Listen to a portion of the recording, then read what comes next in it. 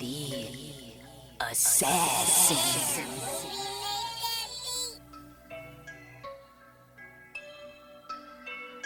You know I break necks, call me Jack Tate. I have no regrets while your life is fading. I'm a crazy fuck equivalent to Satan. When I'm behind the mic, I feel like the greatest. You know I break necks, call me Jack Tate. I have no regrets while your life is fading. I'm a crazy fuck equivalent to Satan. When I'm behind the mic, I feel like the greatest. What up, y'all? You're listening to Sports Talk with Tropp, and I'm your host, Katie Tropp. Well, before we get started, I did want to just give you a programming note that there will not be a show this coming Friday or on Monday because I will be in Phoenix recording some new music. So the next show will be next Wednesday, November 12th. So just don't expect any two shows coming up. So let's get right into that shitty Monday night football game between the Arizona Cardinals and the Dallas Cowboys. Well, it was shitty if you were a Cowboys fan. If you were an Arizona Cardinals fan, the five of you out there, well, you had a great time. You enjoyed that game because they kicked the crap out of the Cowboys. It was probably one of the worst games from the Cowboys this season, just overall, because even the offense looked ineffective. But the Arizona Cardinals, they took it to them 27-17. Jacoby Brissett, he stepped right in this quarterback role and has really overtaken this offense for the Arizona Cardinals, and they look pretty solid with him at quarterback. He went 21 for 31, 261 yards and 2 touchdowns.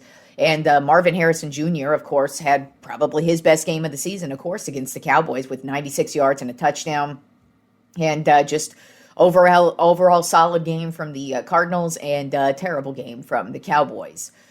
So let's get right into the Top 10 NFL Power Rankings for this week. And we do have another new number one because, some of these teams just keep on losing. But number one this week, I've decided to put the Buffalo Bills back up at number one. They're 6-2 on the season, but also they have some of the best quality wins. I mean, they just took out the Chiefs. They've taken out the Ravens, and they just have overall played probably the most consistent football and just look really good. Even beyond just Josh Allen, Cook is having his best season so far of his career. He's got 867 yards on the season and 7 touchdowns. And defensively, this team is playing really well. I mean, they just did not let Patrick Mahomes run all over them.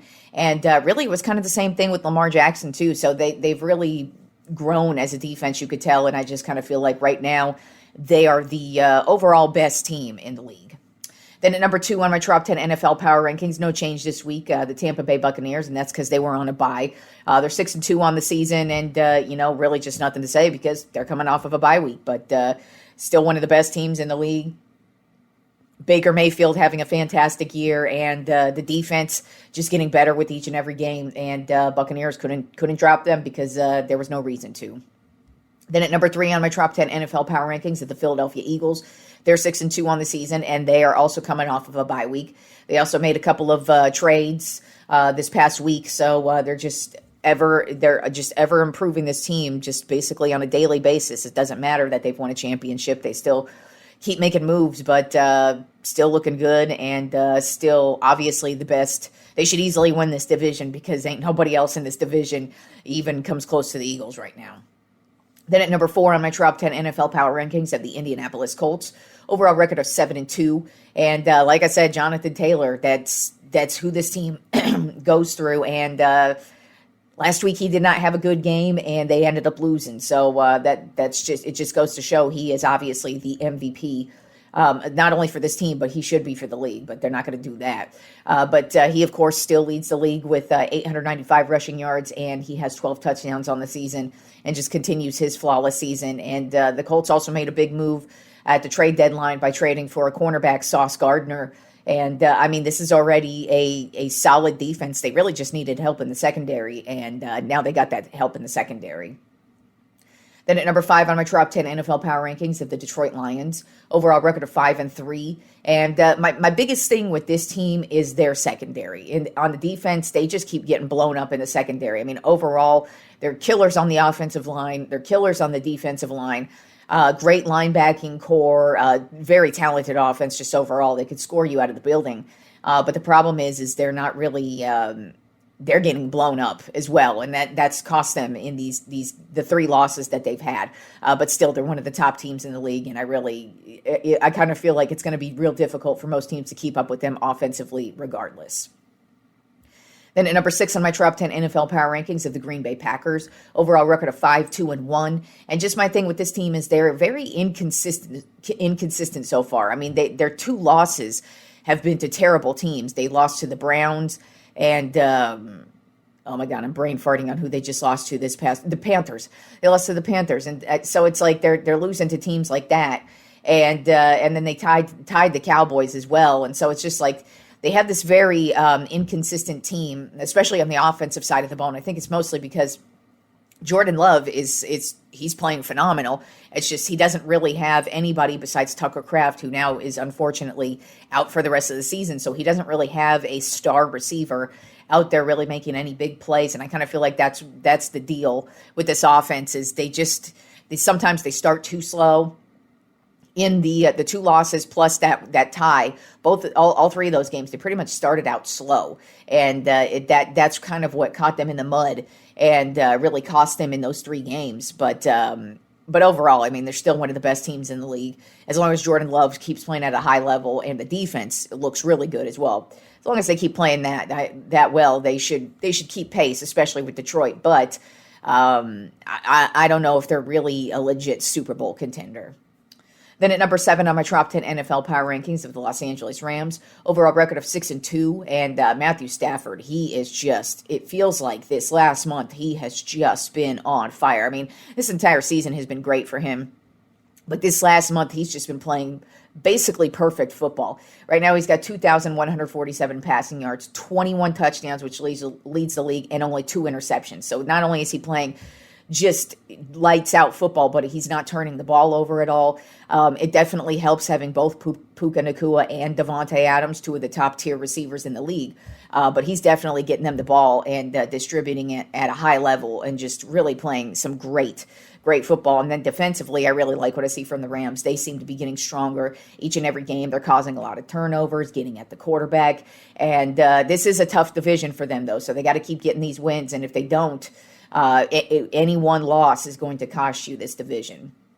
Then at number 8 on my top 10 NFL power rankings of the Seattle Seahawks, overall record of 6-2, and Sam Darnold. I guess dude's for real. He's been around the block. It kind of feels like he's been with a new team, for the last 4 or 5 years, and he did. He had his best season last year, and I kind of feel like a lot of us, myself included, felt like that was going to be it for him.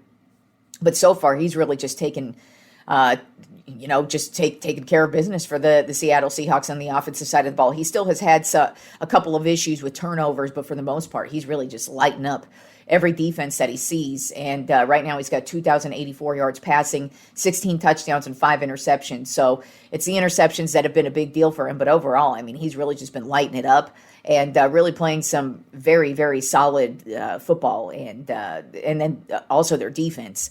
Their defense really gets at the quarterback. Their front 7 is just ain't nothing to fuck with, that's for sure. And so I really like what I see from Seattle. And like I said, it's the same thing with them and the Rams. I kind of feel like those 2 are going to be battling it out for the division. And then you also have the Niners lurking there. But I just feel like the Rams and the Seahawks are much more healthy and play much more consistent football right now than the Niners. So I just think it's going to be a battle between those 2. And I kind of feel like any loss is going to be a big deal for either one of those teams.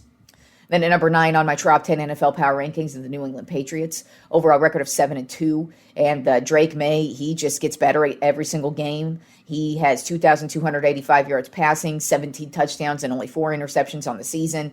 And, he doesn't really have... I mean, yes, he's got Diggs, who's a solid receiver, but Diggs is not what he used to be, like when he was with Buffalo and Minnesota in his heyday.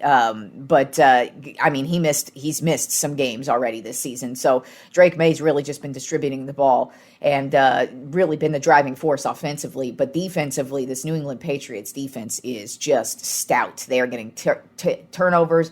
They're getting at the quarterback, and they are just making it real difficult for every offense that faces off against them. And then rounding out the top 10 NFL power rankings this week, I have the Pittsburgh Steelers. Overall record of 5-3, and it's really just because the defense is finally looking like the Pittsburgh Steelers defense. I mean, they had 6 turnovers last week, and I mean, it was suffocating defense on Daniel Jones, and they really took care of business on the best running back in the league, at least right now, the league leading rusher, Jonathan Taylor. They held him in check, and so if they keep playing like that, and the offense is just able to keep it moving, because obviously the offense is not lighting anybody up.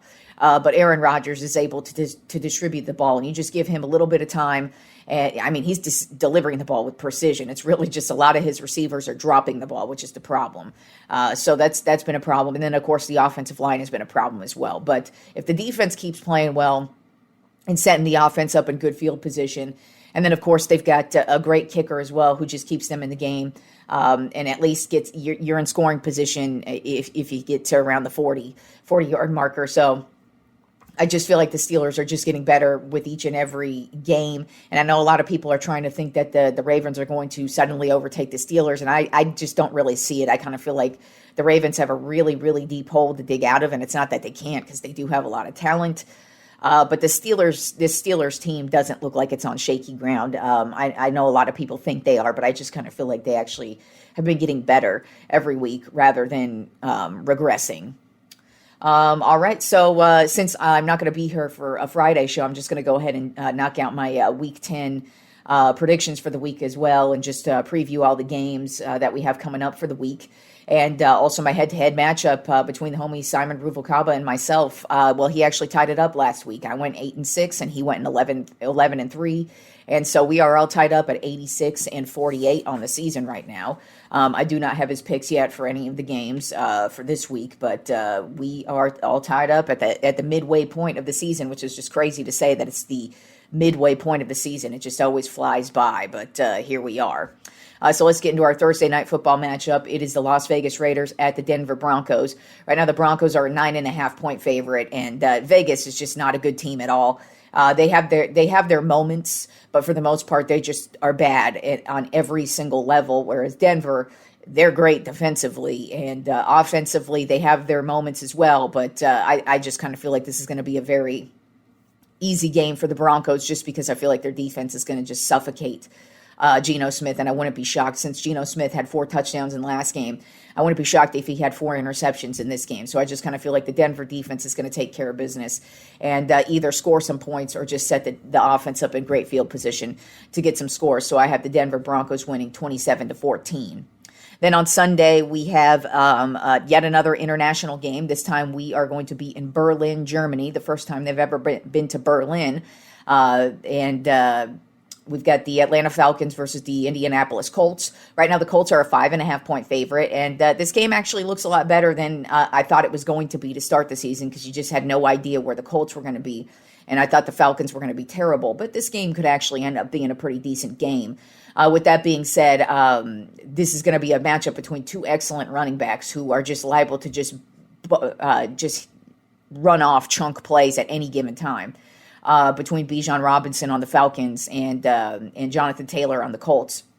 So don't be shocked if you see either of those guys just bust off a 50-yarder for a touchdown or something of that nature.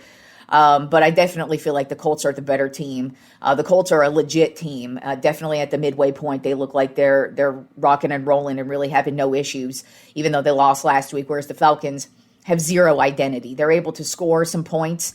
And Michael Penix Jr., he kind of feels like he's getting more acclimated to this offense as things go on. But I've got the Colts winning this one pretty easily, 41-21. Then we have the New York Giants at the Chicago Bears. Right now, the Bears are a 3.5-point favorite, and the Giants are just terrible. And the Bears, they've had their moments. You could tell that they've had their growing pains, but you could just see where they're headed. Definitely, I kind of felt like that's how this season was going to go, because for one, it's a first-year coach, so they've got to get used to the style of offense. But you could tell he likes to do all these trick plays, and a lot of these trick plays are actually working out with the quarterback that he has and with some of the key players that they have. I kind of feel like the Bears are maybe like 1 or 2 offensive players away from being a really good team. And then the Giants, they're just bad. So I just kind of feel like this isn't going to be a runaway for the Bears, but I kind of feel like the Bears are going to have the lead the whole way. And their defense, I feel like, is going to take care of business because their Chicago Bears defense is really solid. So I've got the Bears winning this one 20-17. Then we have the Buffalo Bills at the Miami Dolphins. Right now, the Bills are a 9.5-point favorite, and the Dolphins are just terrible. There is nothing good to say about this team, whereas the Bills are obviously a Super Bowl contender, and I just kind of feel like the Bills are going to roll in this one 30-10. Then we have the Baltimore Ravens at the Minnesota Vikings. Right now, the Ravens are a 3.5-point favorite. The Vikings, they haven't really found an identity yet this season. I mean, it's been rotating quarterback just due to all the injuries that they've suffered this season. So I feel like that's played a huge role. Defensively, they look great. And then, of course, the Ravens have also had all their injury issues as well. But it kind of feels like these last couple of games for the Ravens, they've been getting in order and kind of starting to look like the Ravens of old. With that being said, I still think this is going to be a close game. I wouldn't be shocked if it's kind of a battle between two really solid defenses, with Lamar Jackson just being the difference in this game. And I do have the Ravens winning this one 28-21. Then we have the Cleveland Browns at the New York Jets, and right now the Jets are a 1.5-point favorite. The Jets pretty much sold off all their good players for the most part on this team, and I mean, this game was going to be the two worst teams in the league playing anyways, regardless of what all the trades that they made. Hell, the Browns even made some trades this week as well, traded away some good players. So this is going to be the garbage can bowl, and I just kind of feel like since it's the garbage can bowl, they deserve a garbage can type of score. I feel like this is going to be a really ugly game. Wouldn't be shocked if it's just dominated by defense. Maybe Myles Garrett's just going to make the game-changing play, like block a field goal or something of that nature. Maybe run back a forced fumble, something like that. But I feel like I'm just leaning towards the Browns because they actually have a really solid defense. Where the Jets, it's who knows what's going on with this team. So I've got the Browns winning 14-12. Then we have the New England Patriots at the Tampa Bay Buccaneers. Right now, the Buccaneers are a 2.5-point favorite. I think the Patriots, they're playing really solid football, but I still think they're going to struggle against teams like the Buccaneers because I think the Buccaneers are for real. I think the Buccaneers defense is really going to key in on Drake May, and it's probably not going to be as easy as it's been for him for a good chunk of this season. I also think Baker Mayfield's just going to come right out and really have a solid game. They're coming off of a bye week and well rested and just ready to go. So I've got the Tampa Bay Buccaneers winning this one 30-21. Then we have the New Orleans Saints at the Carolina Panthers. Right now, the Panthers are a 5.5-point favorite. The Saints are obviously one of the worst teams in the league. There's nothing going on at quarterback for them. There's really nothing going on at them at all for them. Whereas the Panthers, they've actually been in pretty much every single game they've played this season. And I think defensively, they're going to have a field day and set their offense up in good field position. And I've got the Panthers winning this one 24-10. Then we have the Jacksonville Jaguars at the Houston Texans. Right now, the Texans are a 1.5-point favorite. C.J. Stroud is not expected to play in this one due to the concussion. But even if he was going to play in this one, I kind of felt like this was going to be a battle that Jacksonville was going to win because I do think Jacksonville overall is the better team. They look like they're playing better football right now, whereas Houston offensively has been trash. Defensively, they are excellent where they usually are. But offensively, even with C.J. Stroud in there, their offensive line is terrible. They have no ground attack. And now I kind of feel like with no C.J. Stroud in, that gives them no spark at all offensively. But Jacksonville, not really that explosive on offense themselves. So I feel like this is going to be a defensive battle. But I've got Jacksonville winning 21-13. Then the afternoon games, we have the Arizona Cardinals at the Seattle Seahawks. Right now, the Seahawks are a 7.5-point favorite. The Cardinals just announced today that they're going to put Kyler Murray on the injured reserve. So he's already missed 3 games. He's going to miss 4 more games. I kind of feel like just Jacoby Brissett playing really well in these 3 games, especially this last game. But I mean, he's been solid in all 3 starts so far. So you might as well just keep playing him and not risk any more injury to Kyler Murray because it's obvious that this team's really going nowhere. Offensively, they have really nothing going on, and defensively, they're not bad, but they're not great either. And I kind of feel like they're going to run into a buzzsaw this week because I feel like Seattle is clicking on all cylinders, especially on the offensive side of the ball. And defensively, I just kind of feel like they're going to take care of business, and I think Seattle's going to roll 40-17. Then we have the Los Angeles Rams at the San Francisco 49ers. Right now, the Rams are a 3.5-point favorite, and usually this is a great matchup. And I feel like it is going to be a great matchup no matter what goes on with the Niners. I mean, they've got so many injuries. It just kind of feels like the Niners are just chugging along this season. And yeah, they're playing competitive football, but there's no way I look at this Niners team and go, this is a Super Bowl bound team. Whereas the Rams, I actually do think they have Super Bowl goals. The Rams offense is much more better, are just much more solid. And I just feel like they have much more of an identity on the defensive side of the ball as well. I just kind of feel like the Rams are going to make more of the key plays at the key moments more so than the Niners will. And so I've got the Rams winning this one 24-20. Then we have the Detroit Lions at the Washington Commanders. Right now, the Lions are an 8.5-point favorite. And Washington, it looks like, obviously no Jaden Daniels in this one. So Marcus Mariota is going to start in this one.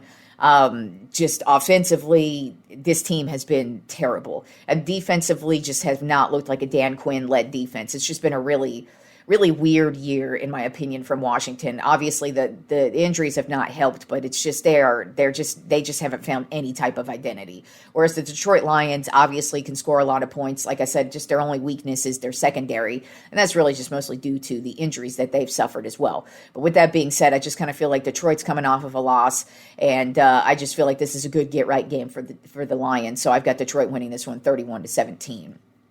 Then the Sunday night football matchup is the Pittsburgh Steelers at the Los Angeles Chargers. Right now, the Chargers are a 3.5-point favorite, but the Chargers haven't played any consistent football themselves this year, whereas the Steelers, they feel like they're getting better every single week, and even though they've had their issues, it kind of feels like they're able to shore up their issues much easier than other teams, especially the Chargers. I mean, like I said, the Chargers haven't really shown any type of identity whatsoever this year. They haven't really dominated a game. They haven't, they've had some good games, and they're in it, of course, but I just don't look at them and go, they're really going to compete once the playoffs roll around. And now that they've suffered another injury to the offensive line, I just kind of feel like this is not going to be a fun game for Justin Herbert. I actually kind of feel like this is going to be a Pittsburgh-led defensive type game. Wouldn't be shocked if they have a bunch more turnovers, and I wouldn't be shocked if they're the reason why they win this game. I've got the Pittsburgh Steelers winning 20-17. And then the Monday Night Football matchup is the Philadelphia Eagles at the Green Bay Packers. Right now, the Packers are a 2.5-point favorite. The Eagles are coming off of a bye week, and I just kind of feel like they're just ready to go. They've been playing really solid football this year, basically mimicking what they did last year. They've won in many different ways, and sometimes it's ugly and sometimes it's great, but a win is a win, and they are the defending champs, and it doesn't matter to me. Whereas Green Bay hasn't played any consistent football to me. They've had their moments on offense, and they do have a really solid defense, and I do think their defense is going to make a difference in this game, because I do think it's going to be a close matchup, but I just think the Eagles are the better team. I think the Eagles have the better playmakers, especially on the offensive side of the ball, and that's where I think the edge is going to be.